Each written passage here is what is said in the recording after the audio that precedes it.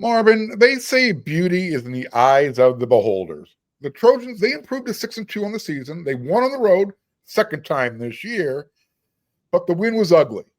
But that doesn't mean it wasn't pretty either. You and I, we're going to talk about that on this next episode of Locked On USC.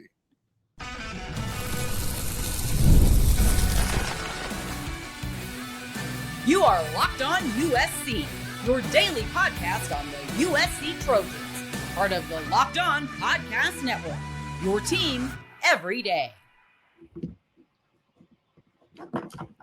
Fight on, everyone. I'm your host, Mark Holkin. I got MVP3, Marvin Powell III. He's back. It means it's a Monday. It means we're going to be talking about this past weekend's game. And we want to thank you for making Locked On USC part of the Locked On Network your first listen every day, whether you're watching the show on YouTube, wherever you want to download this podcast. Pick the platform, download the podcast. This show's free. This show always appreciates your support. And today's episode is brought to you by Game Time. Download the Game Time app, create an account, and use code LOCKEDONCollege for $20 off your first purchase. All right, Marvin. If somebody is ugly on the outside, that doesn't mean they're not beautiful on the inside.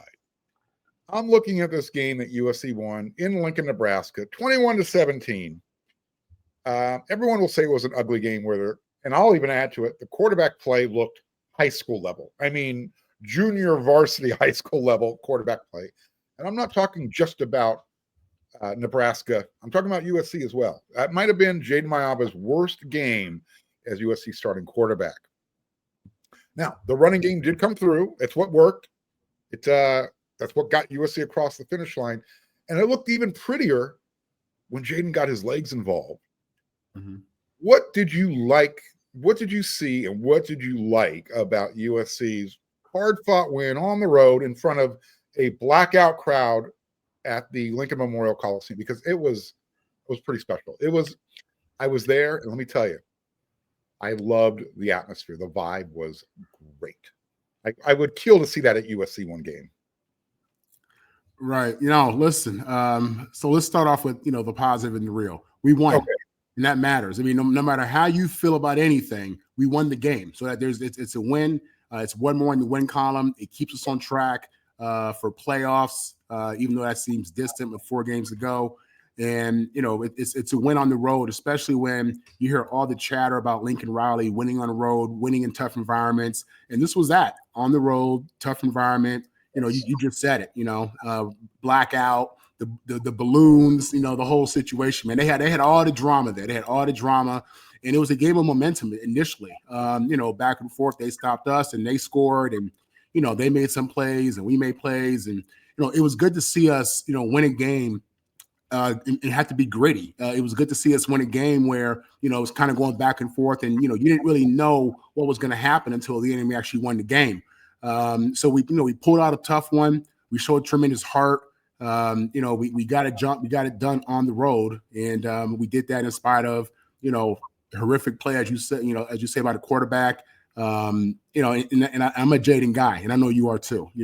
But it was just bad. It's really, for a guy who has been considered to be one of the top quarterbacks in the nation by the numbers, for him to have 9 completions, I mean, that doesn't make any sense for him or for any USC quarterback at any point in the last 60 years. You know what I mean? That's just, and for Lincoln's the offensive guru, and we're looking at some silly play calls in certain situations, and again, 9 completions in a game. Now, listen, Nebraska they came into the game with a decent pass defense. So, we saw that, obviously. It wasn't just us not being able to do it. They were playing ball too. Absolutely. Those guys get paid too. You know what I mean? So, it's just one of those deals where we ran into a good defense in regards to coverage, and we had no answer for it. And considering we have the Blitnikoff leader in Mekhi Lemon, we have a freak out there in Jacoby Lane. I didn't see our tight ends really get into the game the way I wanted to, but we won. And there were times where, listen, Zach Henson right now, he might be the MVP of the whole team when you think about it, man. Because when you see these guys going down, he's bringing guys in. He's bringing in walk-ons in the middle of the game. And, in this whole thing, King Miller's out here running the ball. He's running the ball. King looked good. I was happy to see him do his thing. But we got to figure out how to play good on offense and defense at the same time. We got to figure out, how to have a game that's not so ugly and just play cleaner. The penalties. I mean, it's just, we got to get it together, but we won. In spite of all that, we won, so, and that matters. I mean, winning, when you're not playing well and you're in a tough environment and you still can pull the win out, I mean, that means something. So, guys, it wasn't what I wanted to see. I honestly didn't leave that game feeling great, but again, when you take the emotion out of it, we're still in play. And that's not, I'm not talking about a Hail Mary type of situation. We're still in play. Absolutely. Look, what you look for when you travel, these are the things you want to pack for the road: your defense and a running game. USC, for the most part, brought both of those. The defense was spotty at times, but I think especially down the stretch in that game, they bowed up. They got the job done. They were getting those 4th down stops. They were forcing Matt Rule to make the decision rather than go for it, to punt the ball. Those are some of the things that, in the past we might have questioned about USC. Why aren't you showing that you're physical, that you have a lot of confidence in your run game? We saw that yesterday, especially when that passing game wasn't working. You brought up King Miller's name again. He might be the MVP of this team right now. Yeah, and we forget got involved with his legs too, which was real. We've been calling for that all season long. It finally showed up, and look what happens. It keeps the opposing defense off balance, even when you couldn't, complete a pass to save your life. Right. Now, listen, Jaden's 6'4", and he can run. He's an athlete. This kid is athletic, again, reminds me of a Sam Darnold to a degree. So, it was great to see Lincoln unleash that. It was obvious that, the defense wasn't respecting that quarterback on the keep or on the option. And Lincoln took advantage of that. And that's outstanding because that's one more guy they have to account for on defense. So now these teams moving forward, they realize, okay, the quarterback keeps it. The quarterback's going to run with it. And that's going to impact the run game in the positive for us. That's going to impact a lot. So I was happy to see Lincoln have some new tricks for us. We needed that. And I was happy to see Danton, get that defense together throughout that game because they were coaching the butt off in that game. There was, again, a lot of momentum going back and forth. And when Rayola got hurt, honestly, I was concerned about the backup. The backup was a 5-star freshman, and what I heard was quarterback. Yeah, he can run. This kid can run. And obviously, we haven't been grading us to run. Even Nebraska's running back. I thought he had a nice game against us. He had a very good game. Yeah, I mean, he did his thing. I hated to see it, but the kid looked good, But the backup quarterback came in there, obviously, and he was rattled. I mean, young kid, tough environment, big game. And you see it. He needs more reps, but I was concerned about that raw athlete out there cutting us up. It didn't happen like that. So again, I've been talking about our all-star defensive coaching staff. I've been talking about, we need them to step up and we need to see, Ryan, and we need to see Henny. We need to see these big names show us something. And they did that. They did that. Nebraska came in there. I don't think they were a great team by any, but at home in that environment, they were good. They were tough. They played tough, and so did we. And I was happy to see us be tougher. Yeah, absolutely. And who knows? We don't know what would have happened had Dylan Raiola not missed most of the second half. Yeah, he's out for the season. By the way, he broke his fibula on that play. So unfortunate. Flares up, and we hope he has a speedy recovery. Look, I don't want to harp on the negative too much. We saw one stupid play call earlier this year at Notre Dame. Lincoln Riley came back home, had the bye week, had an extra week to think about it. Give me your initial thoughts when you saw that first 3rd down play on USC's first offensive possession. Because for the life why are we being cute? Why are we being cute? On the road in this game in a situation where we can run the ball, or we should attempt to. Why are we being cute? Why? Listen, all you hear about Lincoln is he's the greatest offensive play caller in football and this and that. It's just like, and I might knock Lincoln. Listen, he's our guy, but sure. It blows my mind to see him make another decision like that in that situation. I just think I think we had a good offensive line. I think we could have pushed. I think, at that point we could have tested the passing game a little bit more, but we could have ran the ball. We could have just ran the ball, so while we're getting cute, I don't know, but I'm gonna tell you like this, moving forward, this thing's going to be tight. It's because we ain't got no easy games at all. Not one, so the play calling, decision making, by the head coach, it means a lot, and it just kills momentum. I think, even for the players, man, you go out there when these plays, they feel it. They feel let down as well, and to a degree when they don't convert on those kind of plays. So, I think, in this game we ran the ball a lot. I think we ran it like almost 40 times versus 20-something passes. So I was happy. 23 passes. That's it. Yeah, I was happy to see that. So, I mean, for that, kudos to Lincoln, because this year, we have seen a greater commitment to run the ball. And that was his issue the first 3 years. How come we're not running the ball? We've always had a good running back since he was there, but how come we're not feeding this guy? Now we're feeding the guy. The problem is the guy we're feeding is the third stringer. You know what I'm saying? But it is what it is. We're out here competing hard with our third string running back, who's a walk-on. Let's not forget, he's a walk-on dude. And this is what we're going to battle with, and he's showing up. King, he showed up. He gave us a little bit of Michigan last night. So I was happy for the kid. And, again, it's different being the starter versus being the backup. When you go into the game in the middle of the game, it's a different type of energy, different kind of flow, But when you're the lead guy, when you're the head guy, and the other team knows it, and all week you're getting number 1 reps, you got to build that confidence up. And I think last night was probably, his biggest confidence booster of the season as the starter. And, I hope we carry that momentum moving forward. Yeah. Look, we'll close the segment out on this. Both of us were not happy with that first, I'll call it a trick play early in the game. Yeah. However, USC's longest pass play of the game was that flea flicker later in the game because they executed it perfectly. I mean, Brian Jackson, he sold that thing.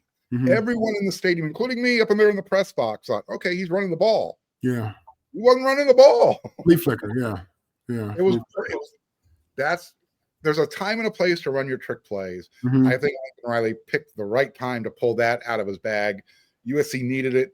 They got it done, and it led to, USC, eventually taking the lead. So good stuff there. Hopefully we don't see any more of these really cute plays when you don't need to be cute, especially when you're playing on the road against a team that likes to, bring it. Nebraska is going to be a physical program. That is who they are. That's their identity. Yeah, they throw it more than we grew up watching them run the triple option. Right. They throw the ball much more than they did back in the 90s and the 80s. Oh, yeah. But they still bring their lunchbox to work every single day. And I think USC they need to maintain that mentality. Yeah, definitely. Bring your lunchbox, pack your defense, pack your running game, get the job done, go home. Yeah, big part of Nebraska's culture is physicality, as you said. That's based off what they were doing with Tom Osborne and Tommy Frazier back in the day, Scott Frost and them boys. And I was loving them. Those are great teams. But now they have, Matt Rule, new age coach. They got a 5-star quarterback. So they're including that passing game, that new age offense into that old school physical Nebraska culture, which is good for them. Obviously, they got to get some more guys over there. Right. All right. In the next segment, you mentioned King Miller's name. I mentioned King Miller's name. We talked about the walk-ons. I want to tell everybody, make sure you always think your delivery man, and I'll explain what that's all about coming up next. And the third segment, Marvin and I, we're going to talk about this marathon that USC's been involved in since the season started. Well, getting down to the final 4 games. It's a sprint to the finish line. All that's coming up next.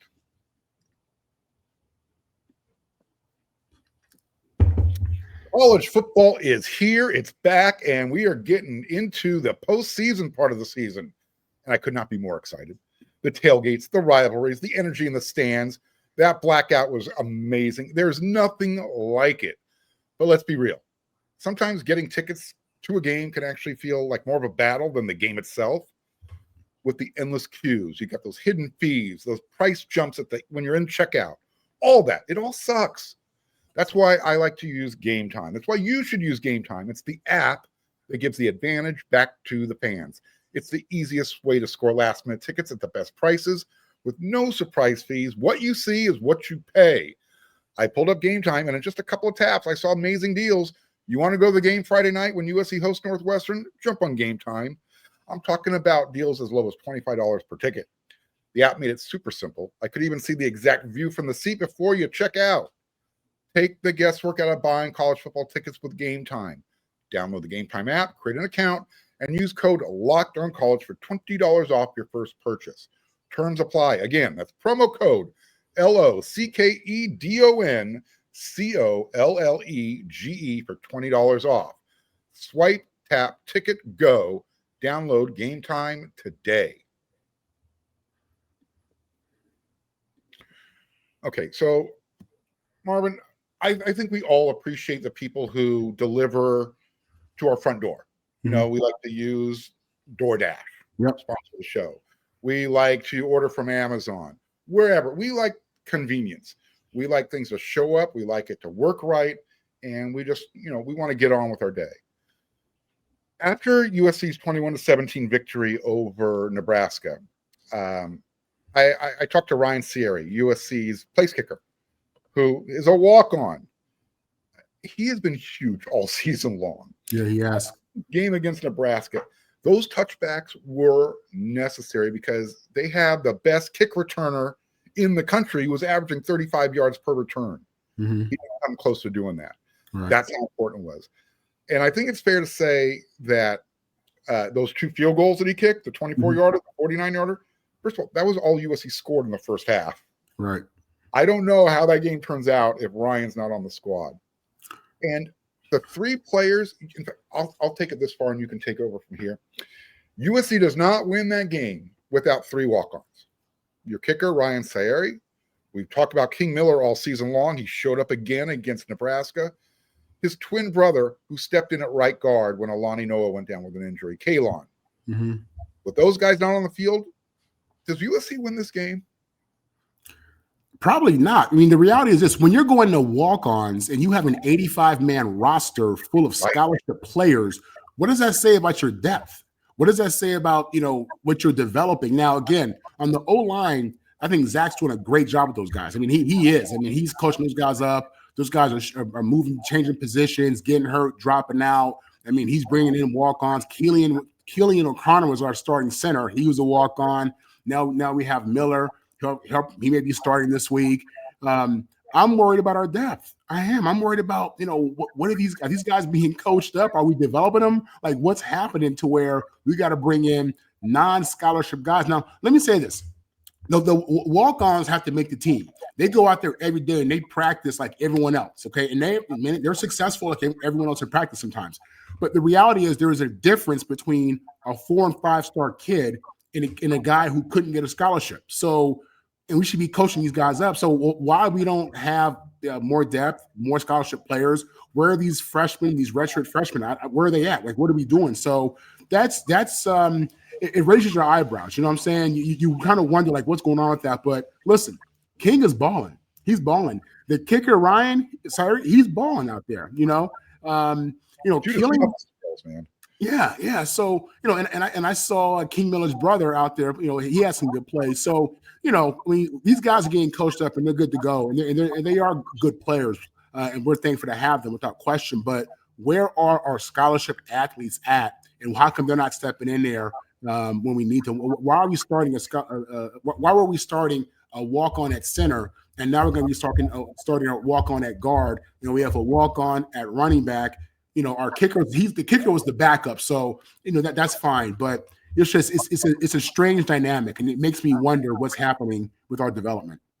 And if we're recruiting the right guys, I think that's the key right there, because there's two sides to that development, to that developmental part of your question.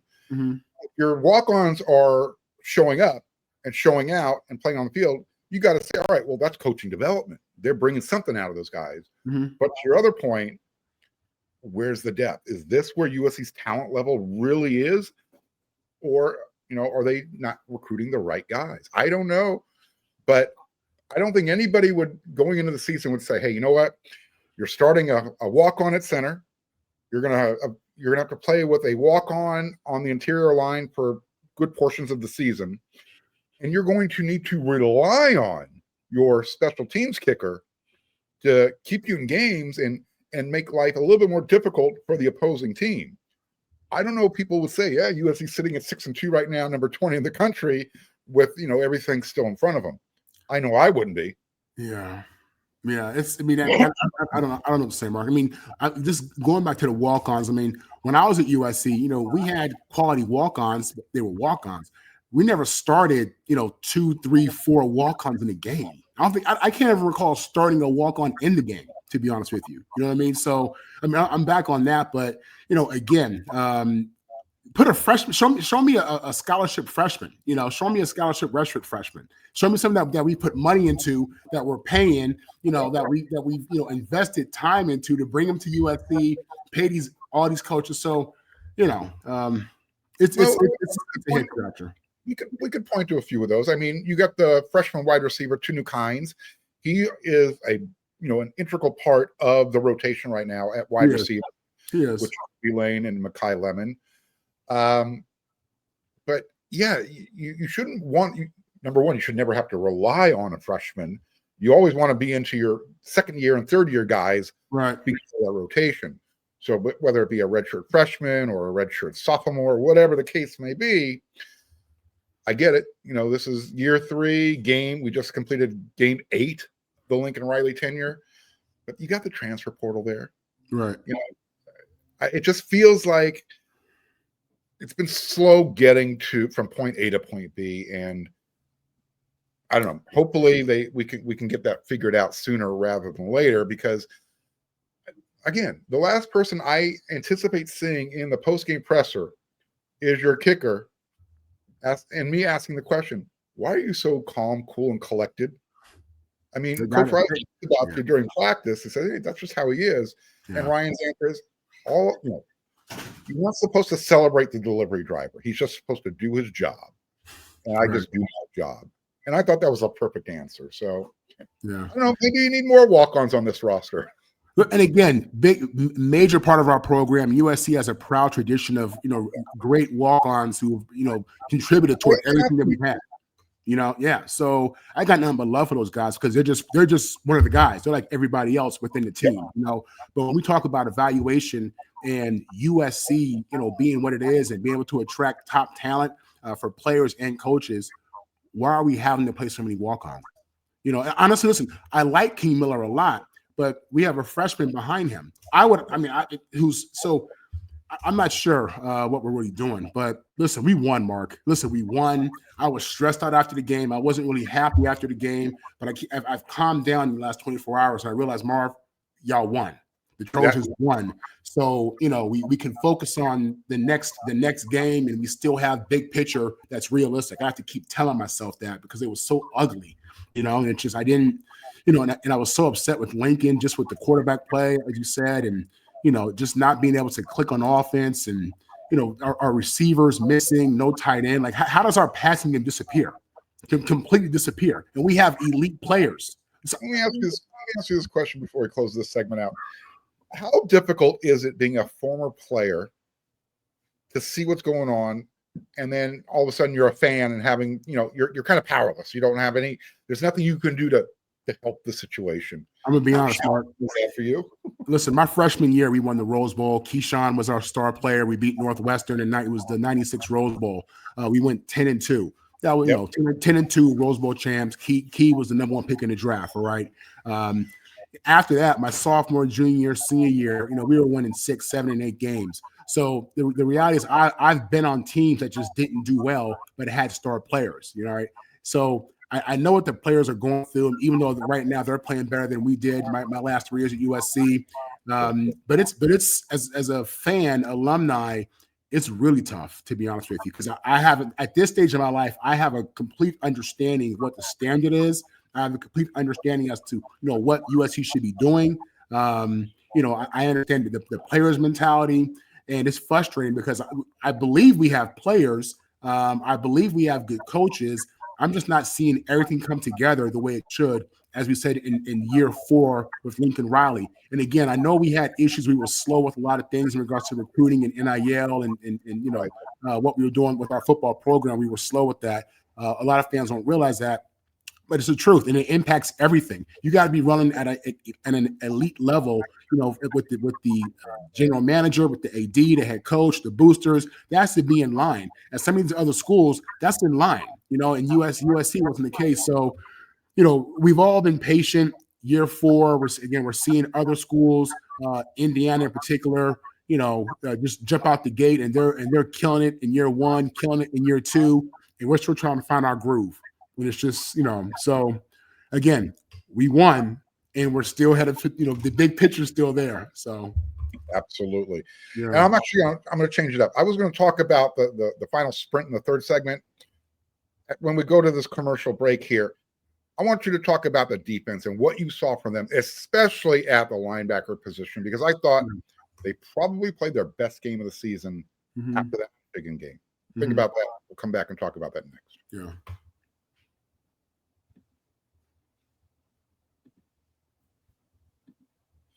The NBA is back, and there's no better place to get in on the action than with FanDuel, the official sports betting partner of the NBA. Even if you missed the start of the game or want to ride that hot hand, FanDuel has live bets on everything from who's going to score next to those fourth quarter comebacks. Plus, you can even combine your live bets into a same-game parlay for a shot at a bigger payout. It keeps every game exciting, especially when your team's making that late push. Right now, FanDuel is giving new customers $300 in bonus bets if that $5 bet wins. So head on over to FanDuel.com to sign up. Play your game with FanDuel, the official sports betting partner of the NBA. All right, Marvin, later this week, we'll talk about the sprint to the finish line. I want to ask you this. One of the things that has been we'll call USC's Achilles heel on defense. I saw a lot of good things. I saw Desmond Stevens have his best game of his career. He was playing downhill. Yep. He was filling the gap. Yep. He led the team in tackles. I saw Marcellus Williams at cornerback being really sticky. The one thing I would like to see our cornerbacks not do when they make a good play is not let everybody in the stadium know you made a good play. Pretend you've been there before. Stop getting everybody involved, waving at the crowd, or in case you're DeCarlos Nicholson, picking up a 15-yard unsportsmanlike because you're taunting the sideline because you broke up a pass. Yeah. It's your job. Do it. Yeah. Yeah. But like you said, the energy at the game was real. It was an intense situation. The crowd was definitely into it. The players were engaged. And these kids are making plays. They're at a 10. They're playing at a high level, full of emotion. And Marcellus Williams played great because he played physical to me. I saw him. He had some breakups, and he's really developing. I thought he looked okay. He looked okay the last couple games in pieces. He looked okay, but against Nebraska, I thought he looked really good. He looked confident. That's what he looked confident. He looked physical, and when you see him, celebrating, that's him having his alpha male moment. It's a man-on-man sport. It's a team combat sport, and when you win that one-on-one battle, whether it's shedding a block and making a tackle, or in a pass breakup, or just winning one-on-one, I mean, you feel good about that because you're playing against a quality player on the other side of that thing, and it's tough on the road, man. It's tough in those environments. So. Yeah, I don't have a problem with him, showing out a little bit. That's just natural, raw emotion. That's nothing that's premeditated. He's just in the game. He's just feeling it, and that's what we need. That's we need that kind of energy. What we don't need are penalties. Okay, that's what we don't need because that's you go out there and you play good on third down. You do something stupid. Now they have a first down. And it's just we can't have that. And penalties have hurt us this year. And we had 8 in this last game. Which that's not good. You don't want that. So we're still a team, as you can see, is getting better. In certain space, we're getting better. And that's what you want to see in the middle of the season. At this point in the season, we're identifying who our players are. And these coaches are coaching their butts off. Listen again, credit all those coaches, man, because they put together after having a bye and having an extra week. They put together a good defensive game plan. They did, because after that first series, I mean, our defense really buckled up, played well. Anthony Lucas knocking the quarterback out the game. Thank you for bringing up. Thank you for bringing up. He's been absent. I haven't heard this kid's name in a month, so it was good to see him, have that play and get that kid out the game. Kamari Ramsey had a solid game playing nickel. I mean, he was playing the wood on a few of those plays. Yeah, he's physical. He started up front. Anthony Lucas, he brought his A game. You saw Jade Abasari being very disruptive. You saw Cameron Crawford becoming disruptive. Yeah, yeah. Again, you don't want to see an opposing player go out injured, but it was when those three guys met at the quarterback. They had the the sack, the fumble. That was I don't want to say the play of the game, but it was a momentum changer. Yeah. It changed the complexion of the game. Mm-hmm. That's the physicality that we've been talking about. Yeah. You've got the dudes up front. I think they have the dudes at the second level at linebacker, and you saw a competent secondary playing. And sometimes they let you know how confident they were. And again, I'm okay with it. I'd like to see a little bit less of that. Listen, in a short week where every day of practice matters, every day of preparation matters. So in a short week, we're playing at home against a good team or a team that you should respect. They're a team that Northwestern is a team that we have to respect. It's good to see our guys getting better because we need that, because they're coming to play. They're coming to run that ball. They're coming to run that ball. So I'm happy our guys were able to buckle down. I'm happy to see improvement, and I hope that we continue to see these guys grow as we've identified some of our guys. And I'm happy that Marcel, again, because our corners were shaky out the gate. Yeah, we know they were shaky out the gate. And I'm happy that we have a couple guys now that look like they're playing with a certain level of confidence because we need that. They looked good. I mean, when I say they look good in a really ugly game because I think both offenses were really out of sync, kind of disjointed. If they weren't running the ball, they weren't doing much of anything. Mm-hmm. So for the defense to, make the stops when they had to, I thought it was huge. And like you said, short week, Friday night game, Coliseum, Northwestern's coming to town. Listen, Mark, those Friday night games can get tricky. Those Friday night games can get when you're on the road. Tricky. You know what I mean? I don't like those Friday night games, but we're at home. I like that portion of it. Coming off a nice win. I'm hoping we'll have a good crowd. So this should be a good game. Yeah, hopefully we have a good crowd. Again, it's a Friday night in LA. That makes it a little bit challenging. So you got the Dodgers hangover. People are going to be parading and all that, right? All that. Yeah. We've got 4 games left, Marvin. We're going to talk about more about that this week. But first game, you got Northwestern. A week after that, Iowa at the Coliseum. Then it gets real. It's up to Eugene for that game against Oregon. Mm-hmm. And you finish off the season at home. That's winnable. After realizing that Penn State is trash, that game is winnable. Yeah, I believe Oregon travels to Iowa this weekend. Keep an eye on that game. That could be real interesting. Oregon at Iowa. Okay. Yeah, that should be a good game. Iowa, look, you might not know Iowa's offense. They got a quarterback, don't they? Know their defense. Mm-hmm. Yeah. And so they have a program. I see that as a low scoring game. I see that somewhere in the 23-20 type of range when everything's all said and done. We'll see. Yeah. Let's get past Friday night. Well, I was just going to say, let's not get too far ahead of ourselves, Mark. Yeah.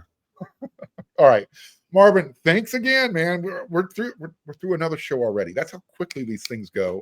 Yeah. I will have you back again later this week. We're going to talk more. We're going to get into that. The games that are coming up, and what we should expect to see from this USC team at home against Northwestern, because you win all your home games. You just got to win one more on the road, and you're going to the playoffs. Mark it down. 10-2 USC, they're going to the playoffs. Let's not settle for 9-3. Let's not count that game up in Eugene as a loss.